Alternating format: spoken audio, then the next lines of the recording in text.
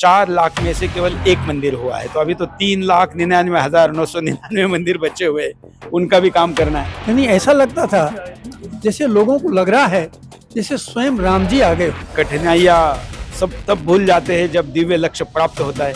प्रभु रामचंद्र जी की मूर्ति को जब अयोध्या में देखा तो क्या कठिनाइयाँ थी वो सब भूल गए। परिस्थिति का सामना वो तो भगवान थे, उनको भी जब प्रॉब्लम हुई तो हमें तो अवश्य होगी। सनातन को मलेरिया कहने वाले, उसको खत्म करने की बात करने वाले जो लोग हैं, वो वहाँ क्या होगा जरूर चिंता थी।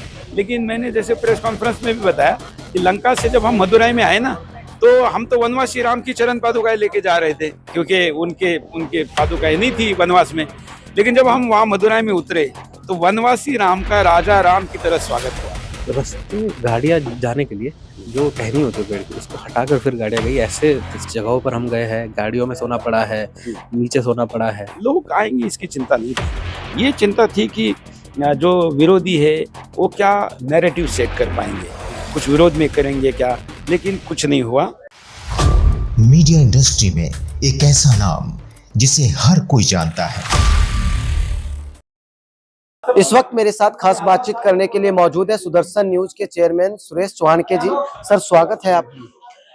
हाँ, धन्यवाद धन्यवाद। क्या कहेंगे, इस राम राज्य यात्रा लगभग 1 महीने का यात्रा रहा, 1 महीने से ज्यादा का यात्रा रहा, और इस बीच क्या कुछ कठिनाइयां आई? पहले तो आपका धन्यवाद, आप यात्रा की घोषणा के प्रेस कॉन्फ्रेंस में भी थे और यात्रा समाप्ति के इसमें भी है।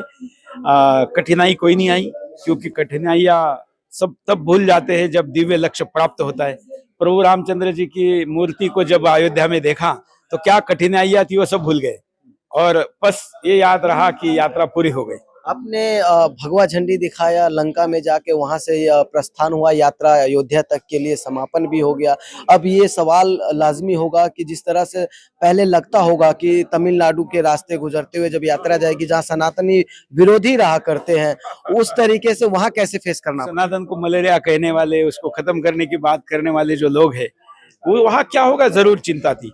लेकिन मैंने जैसे प्रेस कॉन्फ्रेंस में भी बताया कि लंका से जब हम मदुराई में आए ना, तो हम तो वनवासी राम की चरण पादुकाएं लेके जा रहे थे, क्योंकि उनके पादुकाएं नहीं थी वनवास में।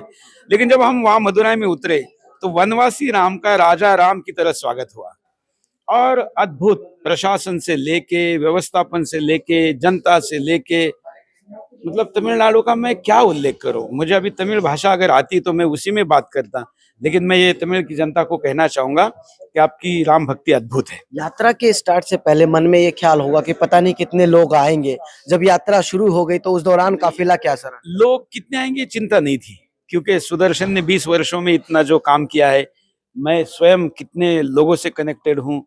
रामावतार जी उस रूट पर कई बार गए, आशुतोष जी 10 साल उस पर लगा चुके हैं, और पूरी टीम भी थी, टीवी पर भी लाइव चल रहा था, सोशल मीडिया पे लोग आएंगे, इसकी चिंता नहीं थी। ये चिंता थी कि जो विरोधी है वो क्या नैरेटिव सेट कर पाएंगे, कुछ विरोध में करेंगे क्या, लेकिन कुछ नहीं हुआ। और राम जी की कृपा से यात्रा परिपूर्ण रही, भक्ति भाव से परिपूर्ण रही। सारे दलों के, सारे विचारों के लोगों ने यात्रा में सहभागिता की। अयोध्या का राम मंदिर बनकर लगभग तैयार हो गया, प्राण प्रतिष्ठा हो गया। जब मथुरा की बात आती है, ज्ञान व्यापी की बात आती है, तो ऐसे में क्या यात्रा फिर से निकलेगा सुरेश? अब तो कोई जरूरत नहीं है, जरूरत पड़ी तो करेंगे, लेकिन जरूरत नहीं लगती। और अभी केवल मथुरा काशी की बात नहीं है, अभी तो 4 लाख में से केवल एक मंदिर हुआ है, तो अभी तो 3,99,999 मंदिर बचे हुए हैं, उनका भी काम करना है। एक सवाल सर, जब अयोध्या में भगवान प्रभु राम का प्राण प्रतिष्ठा होने जा रहा था, उस दौरान शिक्षा को कहीं ना कहीं उस दिन के लिए रोक दिया गया था, तो क्या माने कि आस्था या शिक्षा? ऐसे तो गांव का छोटा सा कोई नेता मर जाता है तो भी छुट्टी दे देते हैं, बारिश आती है तो भी छुट्टी दे देते हैं। ये छुट्टी मजबूरी की नहीं थी, दुख की नहीं थी, ये तो दिव्य अनुभूति की थी। इसलिए बच्चे अगर छुट्टी लेकर स्कूल में उस दिन गए भी नहीं, तो घर पे उन्होंने टीवी पर वो राम देखे, जो अपने माँ बाप की सेवा कैसे करते हैं, ये संस्कार लिया। वो देखे कि राजा अपनी जनता की सेवा कैसा करता है, ये देखा कि प्रभु अपने भक्तों की सेवा कैसे करता है। तो एक आधे दिन की छुट्टी से क्या होता है, बच्चों को तो जीवन भर का ज्ञान मिल गया उस दिन। उन लोगों के लिए क्या कहेंगे जो कहते हैं कि वहाँ अस्पताल बनना चाहिए था, वहाँ भगवान प्रभु राम का मंदिर? मूर्ख है, ऐसे मूर्खों को क्या ट्रस्ट कितने अस्पताल बनाने की क्षमता रखता है। एक ही समुदाय ने वहां पर घोषणा की कि हम 500 बेड का अस्पताल बना रहे हैं, और अस्पताल तो देश में है ही ना, तो अस्पताल की जगह पे बनेंगे, मंदिर बनाने वाले ही अस्पताल बनाएंगे।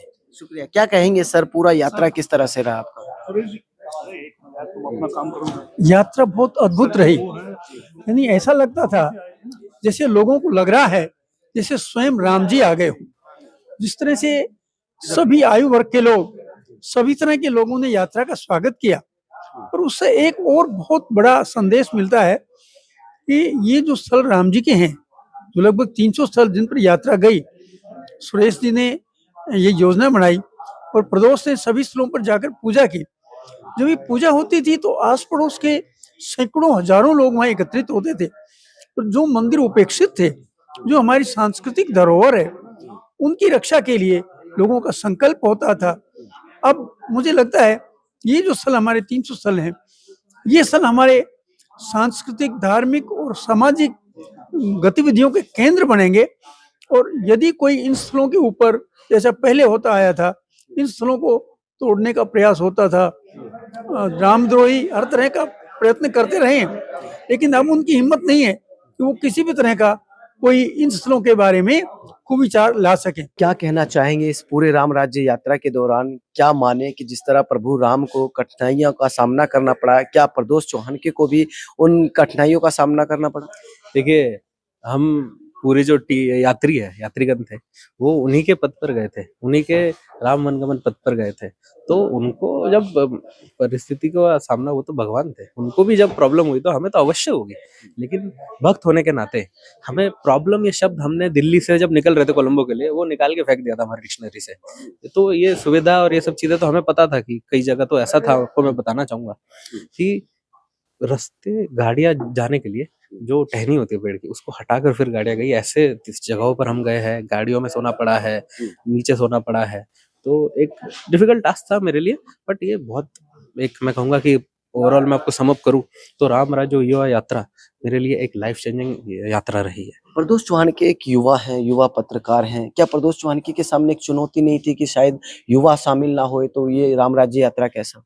देखिए, राम राज्य युवा यात्रा जब शुरुआत हुई थी तो इसका जो स्वरूप था वो छोटा था। हम श्रीलंका तो सिर्फ यात्रीगण गए थे, और फिर जब हम दक्षिण में हमारी यात्रा की शुरुआत हुई, जो हमारा पहला फेज था हिंदुस्तान में इस यात्रा का, तो जो मैं हर जगह पूछता था कि भाई जो 25 के नीचे वाले हैं वो हाथ ऊपर करो, फिर नीचे करो, फिर 25 के ऊपर वाले हाथ ऊपर करो। तो जो रेशियो था, तो बड़े लोग, मतलब हमसे जो बुजुर्ग और लोग हैं, हमसे बड़े हैं, सीनियर है, वो लोगों का ज्यादा था, युवा कम था। लेकिन जैसे जैसे यात्रा का प्रचार प्रसार हुआ और धीरे धीरे यात्रा आगे बढ़ी, हम भी लोगों से, अब जब आप राम जी का कार्य करने निकलते तो जरूर आपको वो सफलता देते हैं। तो जैसे ही हम हमारे सेकंड फेज यानी 10 से 12 दिन के जब टाइम पीरियड में हम महाराष्ट्र पहुंचे, तो हमारे जो कार्यक्रम की संख्या थी वो 10 गुनी हो गई थी। मतलब इस पूरे यात्रा का जो सबसे बड़े 2 कार्यक्रम हुए, वो एक पहला हुआ नासिक में और दूसरा हुआ छत्रपति संभाजीनगर में। तो बहुत ही बड़े संख्या में 10 लाख से अधिक युवा, 542 दिन की इस यात्रा में 550 कार्यक्रम, सामाजिक मतलब पब्लिक प्रोग्राम्स हमने करे, जिसमें से 10 लाख युवाओं के नंबर आज हमारे पास है। और सबके नंबर तो ले नहीं सकते आप, तो आप समझे जुड़े कितने होंगे, मिले कितने होंगे। प्रदोष, लंका के बाद एक ऐसे राज्य में आप लोगों की एंट्री होती है जहाँ कहीं ना कहीं सनातन विरोधी नारे लगाए जाते हैं, सनातन विरोधी बातें की जाती है कि मंच से, वहां पर कैसे सामना करना हुआ?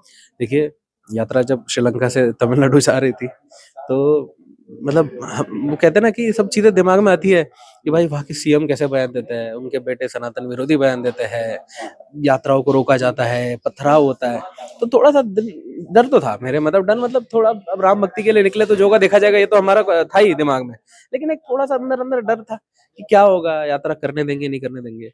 लेकिन मैं आपको बताना चाहूंगा, जो प्यार, जो श्रद्धा, आस्था उन्होंने चरम पादुकाओं के लिए दिखाई, वो बहुत ही अद्भुत थी। वो आज भी मेरे दिमाग में घूमती है। मैं कुछ भी बताता हूँ तो मैं बोलता हूँ कि जितने राम हमारे हैं उतने ही उनके हैं।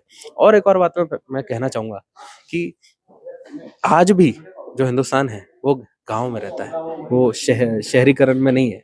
मतलब जो प्रेम से माता भगिनी मेरे को डोनेशन कर देती थी और बोलती थी कि ये तो मैं दे रही हूँ, ये तुम राम मंदिर में एक हमारे प्रतिनिधि की तरह आप जाना, और राम मंदिर, रामलला को हम तो नहीं आ पाएंगे, हमारे तो इतनी एज हो गई है, ये हो गया है, कुछ और परिस्थिति है, तो हम तो नहीं आ पाएंगे, हम हमारे प्रतिनिधि की तरह आप जाइए और वो डोनेशन कीजिए। तो एक मतलब बहुत ही अपनापन सभी लोगों में से मेरे को मिल रहा था। तो अंतिम सवाल, ये तो राम राज्य यात्रा थी और अयोध्या में भव्य राम मंदिर बनकर तैयार हो गया था, आप लोगों ने यात्रा निकाली। क्या माने काशी की अगर बात आए, मथुरा की बात आए, तो मथुरा में यात्रा प्रदोष की रहेगी? देखिए, ज़रूरत पड़ी तो हम हर जगह जाएँगे और अभी तो लग रहा है कि जैसे काशी की अभी स्थिति है, जैसे-जैसे एएसआई का रिपोर्ट आया है, तो लग रहा है यात्रा की ज़रूरत पड़ी तो निकालेंगे। लेकिन अभी तो हम बहुत खुश हैं कि अभी रामलला तो हो गए, लेकिन इतने जल्दी हमें लग रहा है काशी मिल जाएगी, तो ये हमारे लिए एक्सपेक्टेड नहीं है। लेकिन अब हो रहा है देखिए। तो यही तो मतलब हमारे रामलला का जो मतलब इस हिंदुस्तान के आराध्य दैवत है, जो आप उनके सामने माँगोगे वो पूरा होता है। तो बहुत ही अच्छा लग रहा है और मैं आपके पूरे जो टीम है उसका धन्यवाद देना चाहूँगा। आप हमारे साथ पहले प्रेस कॉन्फ्रेंस में भी थे और आज भी है, तो उसके लिए बहुत-बहुत धन्यवाद। शुक्रिया। ये थे मेरे साथ प्रदोष चौहान के युवा पत्रकार, जिन्होंने राम राज्य यात्रा लगभग 1 महीने से ज्यादा का पूरा किया। वीडियो जर्नलिस्ट मनीष के साथ उदय हिंदुस्तानी, उदय भारत न्यूज, दिल्ली। नमस्ते, मैं हूं मोनिका रावल और देश दुनिया की तमाम खबरें जानने के लिए उदय भारत न्यूज को सब्सक्राइब करें और बेल आइकन दबाना ना भूलें, ताकि देश दुनिया की सारी खबरें आप तक पहुंचे सबसे पहले। मीडिया इंडस्ट्री में एक ऐसा नाम जिसे हर कोई जानता है,